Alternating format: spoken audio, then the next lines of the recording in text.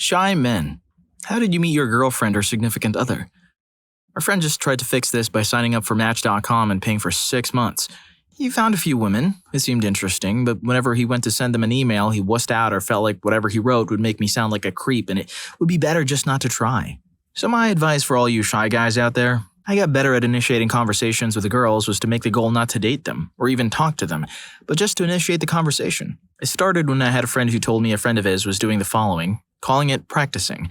He would go up to a pretty girl, compliment her earrings or whatever, and then run away. I highly recommend this. You should send these women emails with a goal of sending them an email and leaving it at that. Once you send them an email, think, I win. I sent them an email. If and when they don't reply, that conforms to your expectations. You still won because you got in your practice. These people signed up to receive emails. If they get an email and ignore it, trust me, you didn't ruin their day. Emails are flattering and trivially easy to ignore. You're not putting them out. The point is this. The way you get good at anything is to practice. The master has failed more times than the student has even tried.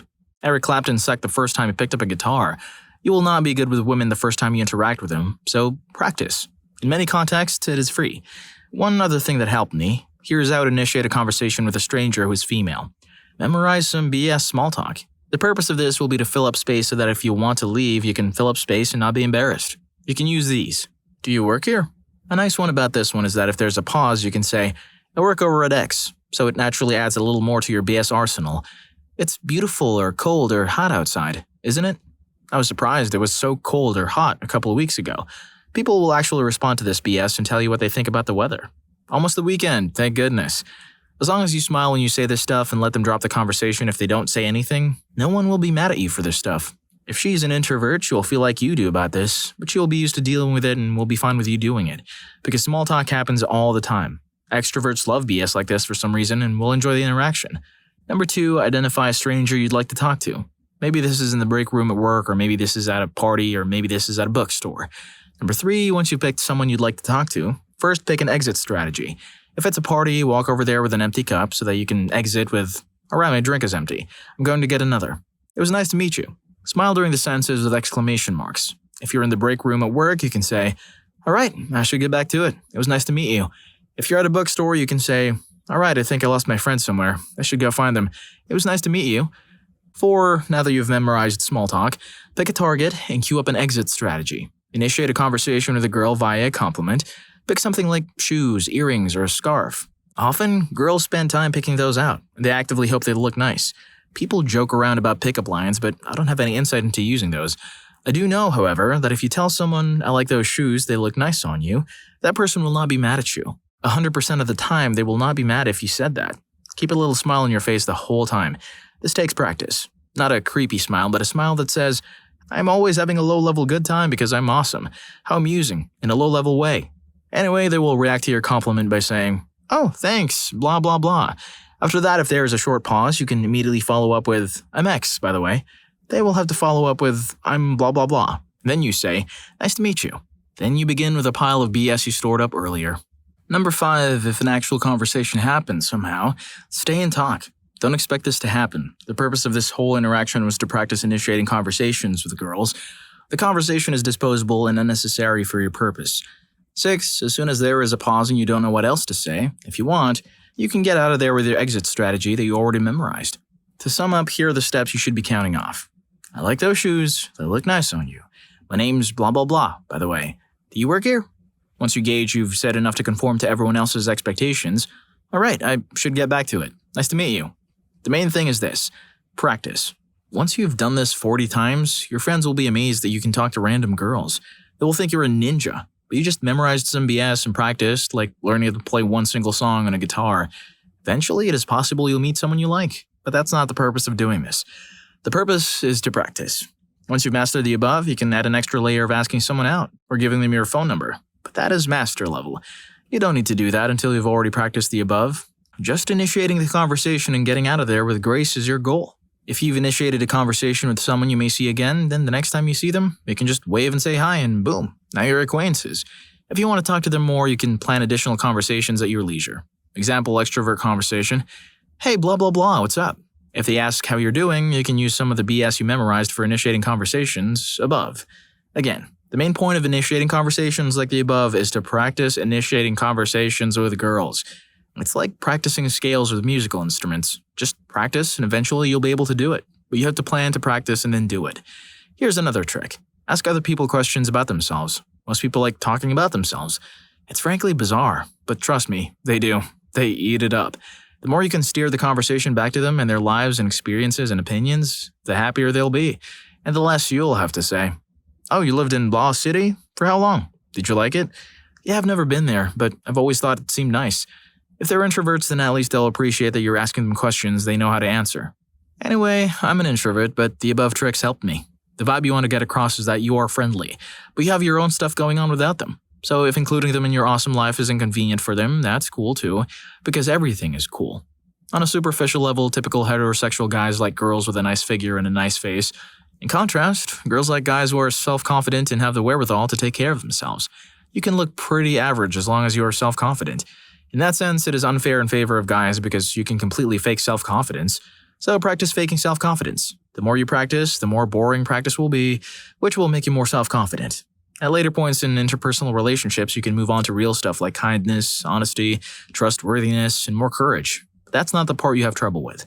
You have trouble with the step 1 BS part. And you are in luck because the way to master that is to practice, using the above template, if you like. Good luck. Hope it helps. Also, just to add to all of what was said, you need to give yourself that chance to fail. Saying no to yourself guarantees you will not get anything. Taking that chance increases your odds from 0% success to somewhere between 0.1 to 99.9%. Stop choosing the 0% option and roll the dice. As it was said before, if you get knocked down, then it does not matter in the slightest. Your victory is to play the game. Have fun. Story 2. I work as a student teacher. I was the ancient student teacher. 26 years old at the time, when most of the other student teachers were 20 to 21, and she was the cute girl who worked the Y before and aftercare program. I would play basketball at the school's gym after school every Wednesday, and she took her YMCA kids into the gym to get gym time every Wednesday. At first, it was just me asking her if she minded me playing ball while she was in there with the little ones. Then it turned into me playing knockout every Wednesday with the YMCA kids and her. Then it turned into me watching the YMCA kids play basketball while talking to her. And finally, it turned into her asking me out for a beer after she got off work. I'm the shy one, remember? We are now happily engaged and recently bought a house together. Cheers. Story 3. Mutual friend was insistent. Forced us to talk since she was also really shy. My friend was like, "You have to ask this girl out." But every time we hung out together, she was super quiet and didn't seem like much to be around, so I kind of brushed her off.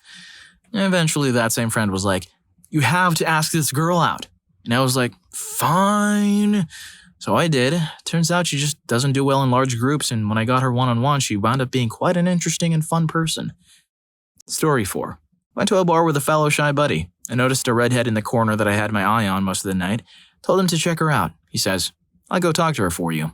I thought, where'd he suddenly get the nerve? He pointed me out to her and told her I wanted to slow dance with her. She said, okay. Danced, got to know her, started dating her.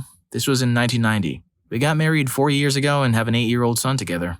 She still gives me crap for being too shy to ask her to dance. Found out several years ago that my buddy worked with her dad and knew her, which explains why he was able to talk to her. Man, that is one good wingman. I hope he was your best man, because he is your best man. If you also want a wingman just like this dude, then be sure to hit that like button and subscribe to my channel. Story 5. Significant other of a shy guy here. We met by hanging out with mutual friends. Continued to hang out with the same friend group for a few months. I tried to get him to take me home one night and he completely missed my cues. So I backed off, thinking it was a rejection. I get that. It was disappointing at the time, but I stuck with him. Picture this. 2 a.m., we spent all night at the bar with our friends only talking to each other. He walks me to my car. I say, "Wow, I'm not even tired. I really don't want to go home. I could stay out or do something a bit longer." "Okay, I'm going to bed. Have a good night." He responds. Was I too subtle? Was he being too thick? The world may never know. A few more months went by and finally I just asked him out. 3 years later, we're still going strong. We still joke about how he missed my hints. Story 6. Speaking from experience, low self-esteem plays a big part of it. Nah, she's not really into me. I'm just being a creep for thinking she might be interested in intimacy with me. Better not ruin our friendship by having her think I'm just interested in her body. I lost out on at least 2 probable relationships because I listened to that lie I told myself. And that's the ones I can think of off the top of my head. I was so used to getting rejected by girls I pursued that I didn't believe anyone would be interested in me, and I was misreading the signals again. As far as the girls I went after, I didn't have much self-confidence or pride in my appearance, and my interests were narrow.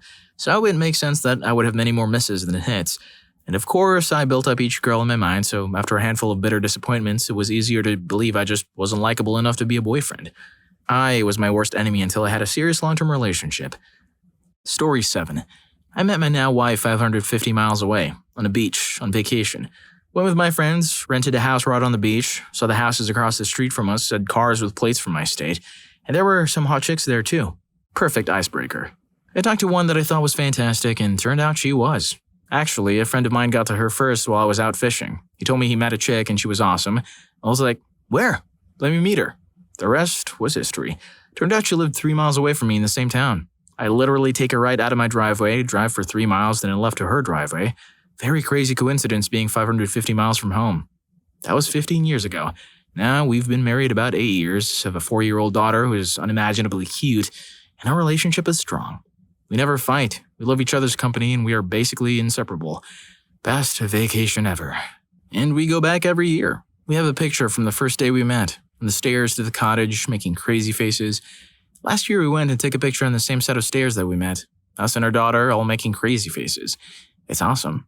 I also forgot to mention I asked her to marry me on that same beach, on the anniversary of the day we met. August 14. I had it planned out and it worked perfectly. We went to the beach at night, laid out a blanket, and watched the stars. I was banking on some meteors, which are pretty common that time of year. I was also banking on a clear sky. It all worked out. The first shooting star we saw, I said, "What do you wish for?" And of course, she said she wouldn't tell, then asked me what I wished for.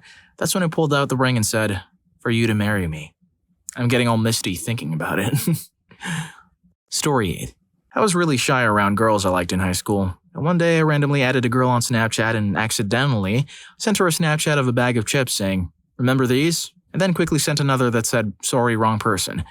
That was in my junior year, and now I'm in my second semester of college and I'm still dating that girl. She brings it up all the time and gives me a lot of crap for it, but I still got her, so it's whatever. I do hate thinking back to the story because of how creepy and cringy it is. That's not cringy. That's freaking hilarious. You met up over a bag of chips. They got Frito-laid. Story 9. She was friends with my brother and they were in a show together at the local community theater. They came into my workplace to see if we would be willing to hang up a sign advertising the show. I just got out of a bad relationship and was not looking for anything at the time, but when I saw her, she was the most beautiful girl I had ever seen. We talked for a few minutes and they invited me to go out to eat after their performance that evening. I don't know how I did it, but I said yes and met them later on at Perkins. My brother and his other friends ended up ditching her and she asked me for a ride home. I agreed, not knowing at the time that she lived 20 minutes in the opposite direction of where I was going. A few days later, she invited me to go out to see a show with her and some friends.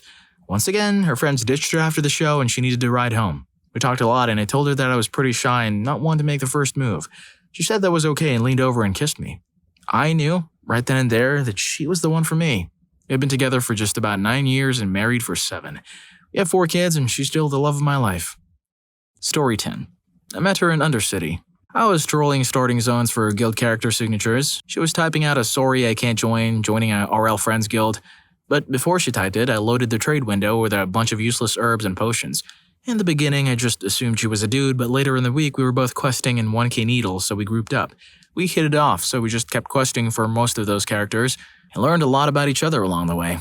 After the course of a couple years, we met up IRL over her spring break and it went super well, and we moved in together 2 months after.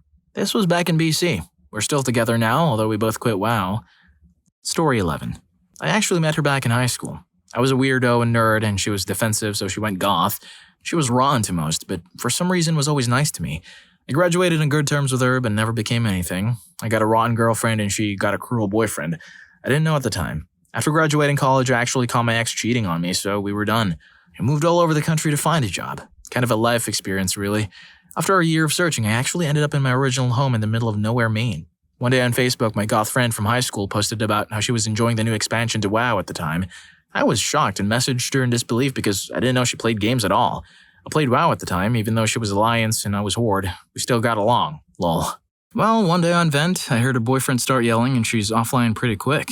She messaged me a few times apologizing for me hearing that, but I reassured her that I'm here for her. Only talking with her for 4 or 5 months, I heard it again. And I was done. She already had been thinking about leaving him in the summer.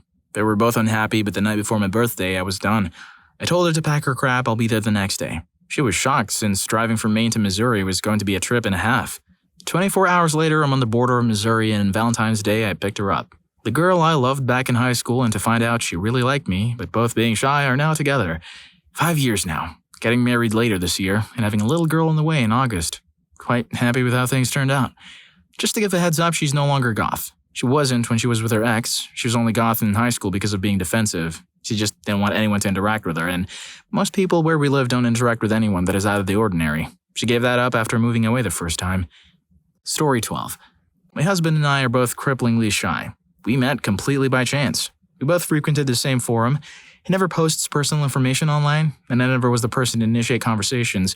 Well, by some fluke, he posted his screen name and I said hi to him. That began a friendship where we spoke for 8+ hours daily for months.